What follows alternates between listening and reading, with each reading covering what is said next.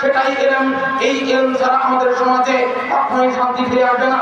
আপনারা বলতে পারেন যে হুজুর সাহেব অনেক আজকের সমাজ কত উন্নত হয়েছে, আজকে বড় বড় স্কুল কলেজ বিশ্ববিদ্যালয় করে উঠেছে, তারপর আমাদের সমাজে শান্তি নেই কেন?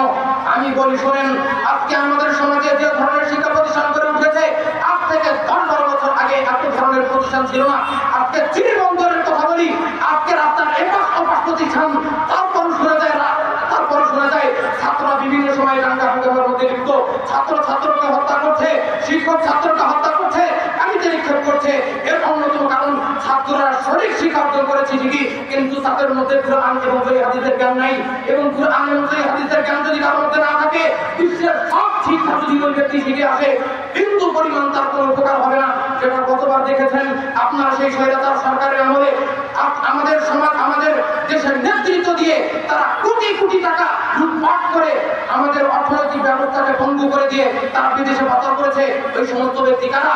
তারা বড় বড় বিশ্ববিদ্যালয় থেকে ডিগ্রি অর্জন করে এসেছে, কিন্তু তাদের মধ্যে দিনের জ্ঞান নেই। যদি তাদের মধ্যে দিনের জ্ঞান থাকতো, তাহলে কখনোই তারা দুর্নীতির সঙ্গে জড়াতো না।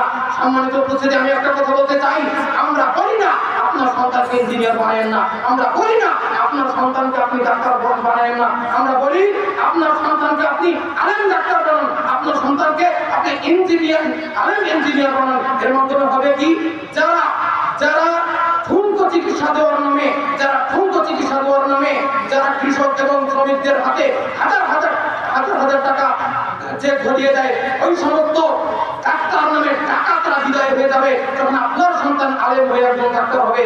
আমাদের সমাজে আপনার সন্তান যদি আলেম ইঞ্জিনিয়ার হয়, যারা আজকে আমাদের সমাজে আমাদের ইটের বদলে এবং রটের বদলে যারা বিড়িতে কালভাটে আমাদের বাস ঢুকিয়ে দেয়, তারা বিদায় নিবে। সম্মানিত উপস্থিতি, সময় সংক্ষিপ্ত, আপনাদেরকে একটা কথা বলি, যুদ্ধের কথা। আমাদের দেশে যুদ্ধ চলছে, কি যুদ্ধ আপনারা অনেকেই জানেন না, সেটা হচ্ছে আল গজবুল ফিকরি, আমাদের চিন্তাগত যুদ্ধ, বুদ্ধিভিত্তিক যুদ্ধ, স্নায়ু যুদ্ধ। সেটা আবার কি, ইহুদি মুশরিকরা আমাদের সেটাতে লিপ্ত আছে।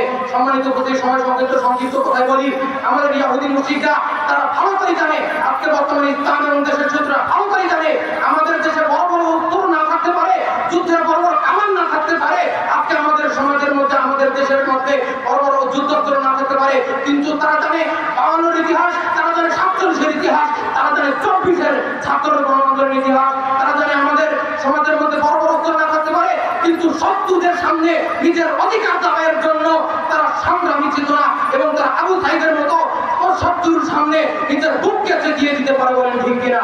সম্মানিত উপস্থিতি, ওই ছাত্রদেরকে আজকে আমাদের